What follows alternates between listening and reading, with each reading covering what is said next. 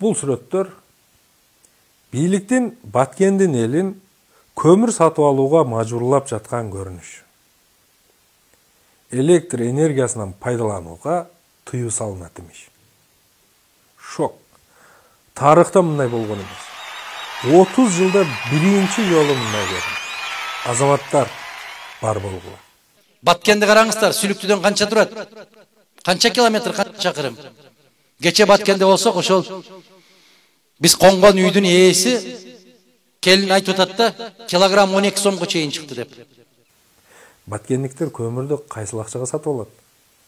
Биз эл аралап чогуу жүрүп, бул сөздөрдү ошол көмүр сатып алып жаткан элдин өз оозунан угуп, өз көзүбүз менен көрүп келдик. А бийлик болсо бул нерсеге мындайча жооп даярдап коюптур. Бүгүн 3000ге түшөт көмүр. Бир складка алып келип Болсун. Өзгөчө 3 сом болду деген сөз өтө кооз айтылды. Барекелди. Бирок бул кооз сөз үчүн шаар тургундары сууктун күнүндө эмнеге мынтип узун кезек күтүп, карышып турганын түшүнүү кыйын болууда. Кара Алтынга келгендердин саны болсо саат санап көбөйүүдө. Кечектиси менен таппай атабыз. Кече 700 канчанчы очеретте болчубуз да. Анан бүгүн келсек, очеретибизди билип коелу деп келсек, тизмебизди таппай атабыз. Президент айткан сөз мыйзам эмеспи? Эмнеге эл мынтип президенттин сөзүнүн айынан самсалап суукта тоңуп турушу керек? Анан эмнеге 2 күн бою күтүп дагы эл 2 кап көмүр ала албай жатат? Анан бүгүн кайра силер десек, тияктан бери туруш керек экен дагы. Киши бар экен кайра 100-200 ашык киши бар го тиякта дагы. Биле албайм, жетпейт го, кайра кете берели деп атабыз. Президент 3 сом болот дегени жакшы сөз. Бирок аны ишке ашыруу бүгүн канчалык реалдуу эле? Кеп мына ушул жерде. Күйүүчү майга болгон бааны баарыбыз эле көрүп билип турабыз. Бул баа дагы 15-20%га чейин кымбаттайт деп атайын агенттиктер маалымат таратып, элдин кулагын бышырып жатышат. Демек, 7-8 сомдон баштап 11-12 сомго чейин дагы кымбатташы күтүлүүдө. А көмүрдү казып алуу үчүн дагы, калкка жеткирип сатуу үчүн дагы эң керектелүүчү зат бул күйүүчү май болуп эсептелет. Ошондо эмне көмүр 3 сом болду деген сөз кызылдай калп болуп калабы? Албетте калп эмес. Кайсыдыр бир мааниде чындыгы да бар. Кимдир бирөөлөр 3 сомдон тизмеге туруп, биртке көмүр сатып алышат. Калгандар ал арзан көмүрдөн сатып ала албаса дагы, теле же соц тармак аркылуу өз көздөрү менен көрүшөт. Анан соцсеттерге, телевидениеге чыгат, 3000ден өкмөт организовать этип атабыз дагы. Анан бийликке айласыз ишеним артып, демек бийлик жакшы эле иштеп баштаган экен. Эми бизге дагы ушул баада көмүр жетип келет экен деп үмүт кылып күтө башташат. Эгерде бизге дагы мына Жалал Абад, Ош, Баткен сыяктуу мындай аймактарга дагы ушундай 3 сомдук көмүрлөрдү мамлекет тарабынан алып келип берсе, өтө жакшы болмок. Чынында 30 жылдан бери эле ушинтип үмүт берсе, эл байкуш ишенип, сабыр кылып күтүп эле келатпайбызбы? Карап, карап, кайрадан сени сага.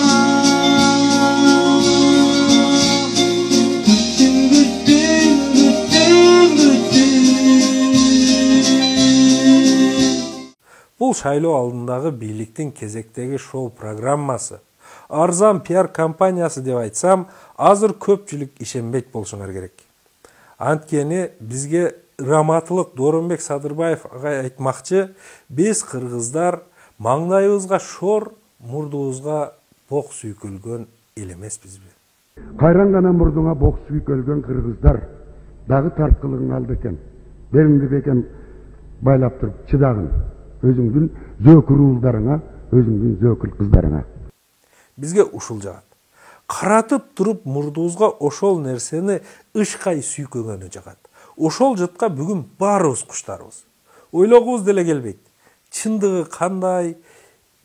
Бизге чындык эмес 3 сомдон көмүр болсо болду.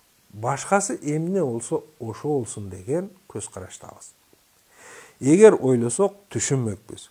Азыр Кыргызстанда кай жакты караба кымбатчылык. Азык-түлүктөн тартып бүт баары кымбат.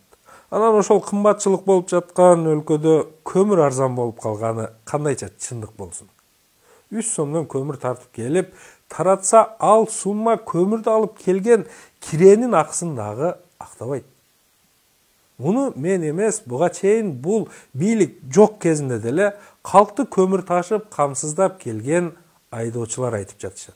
3000ден деле могу шопурак расходун жабабы? Дөңгөлөгүн жабабы, майын жабабы, ичкен жеген жабабы? Дөңгөлөк эмес, май деле жаппайт да, май деле. Бир элди кубантуу үчүн элдин калган бөлүгүн нааразы кылуу канчалык туура? Болбосо ошол айдоочуларыбыз деле биздин эле эл эмеспи? 3000 актабайт өзүң. Вообще актабайт 3000. Ада солярка кымбат.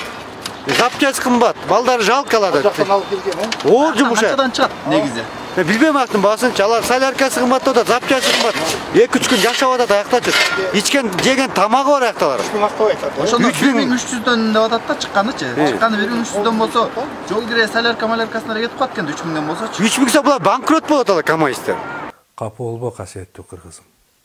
Бул арзан көмүр сенин жашооңду жакшыртуу үчүн эмес. Эгер жакшыртуу үчүн болсо, шиш дагы, кебек дагы күйбөгөндөй жол табылмак. Бул 3 сомдук көмүр жөн гана сенин добушуң үчүн берилип жатат. Анда дагы баарына эмес, кээ бир атуулдарыбызга гана. Сен өзүң ала албасаң дагы, ушул көмүр саясатына алданып, эртең 28-нде добушуңду бересиң. Бул бүгүн чыгып калган маселе эмес. Бул даярдалып жаткан көз боймочулукту кээ бир баамдап калган саясатчылар 3 жума мурда эле ачык айтып чыгышкан. Мына бүгүн Кыргызстан боюнча көмүрпуруштар, көмүр казган магнаттар бүгүнкү күнгө чейин көмүрдүн искусственный жасалма дефицитин түзүп атышат.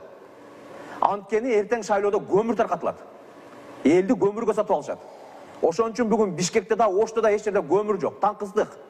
Бийликтин өз партиясы шайлоого барбай жатканда, аларга добуш сатып алууну же админ ресурс колдонууну эмне кереги бар дейт чыгарсың. Токе. Бийликтин партиясы жок деген сөзгө ишенсең, анда сен дагы деле Бөбөк сенин жомогуң аттуу программанын көрүүчүсү экенсиң. Кел анда мен сага ошол программадагы жомоктордун бирин айтып берейин. Бар экен, жок экен, ач экен, бирок ошол эле убакта курсагы абдан ток экен. Илгери өткөн заман демес, өткөн келе 2020-жылдын күз айларында Кыргыз деген баатырдын алдынан 3 баштуу ажыдар чыккан экен. Ажыдардын биринчи башынын аты Биримдик болот экен. Биримдик оозун өтө чоң ачып, "Эй Кыргыз, мен сени жейм" дейт экен. Кыргыз коркуп карап турса, экинчи "Мекеним Кыргызстан" аттуу башы дагы тап берип калат экен. "Эй Кыргыз, мен миллион эмес, миллиардтарды жегенмин.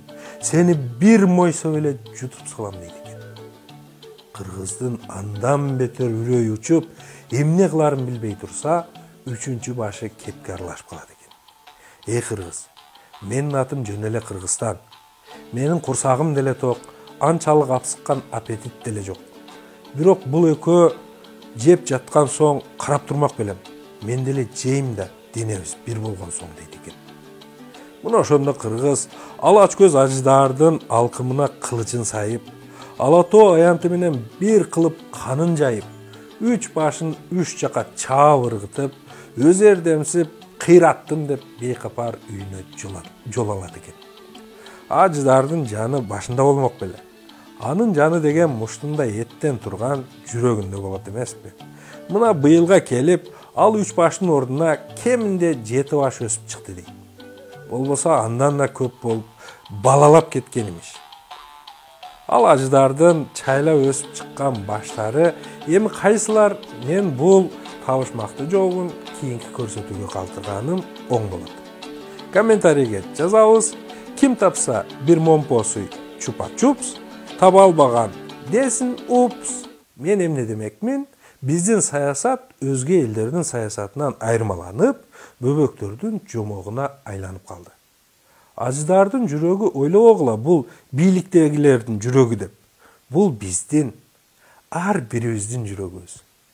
Бул карапайым кыргыз элинин жүрөгү. Биз ушул жүрөгүбүздү тазартып, таза шайлоо өткөрмөйүнчө, аждардын башы чайлагандан чайлап көбөйүп балалай берет. Жүрөк кир болсо, көрүнгөн келип бизди алдап, ырыскыбызды ашай берет.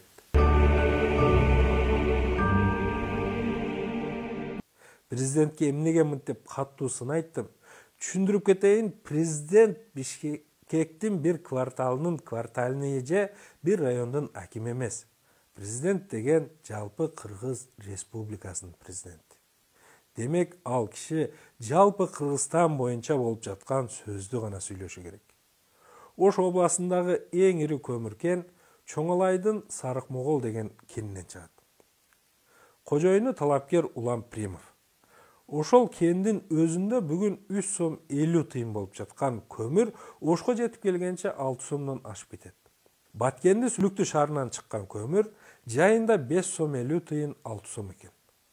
Ал жерлерге жетип келгенче баасы асман чапчып кетет. Ошол кара кеченин 1,5 сомдук көмүрүн Ошко же Жалал Абадка тартып барсаң деле 5 сомдон кымбатка түшүп кетет. Мына ошондой болуп жаткан соң элди жалган үмүт берип алдагандан менин оюмча эч кандай пайда жок. Башка кылыч келип турса дагы, чындыкты гана айтып турсак, эл деле түшүнөт, элге арзан көмүр эмес, элге таза көңүл керек. Чындык менен акыйкат, адилеттүү башкаруу керек. Мына ошондо быйыл болбосо дагы кийинки жылы жалпы кыргыз эли 3 сомдон көмүр жагып баштайбыз. Жомоктогу табышмак боюнча ойлонуп көрүңүздөр. Кайрадан жүз көрүшкөнчө Аллахка аманат. Барыңыздар бар болуңуздар.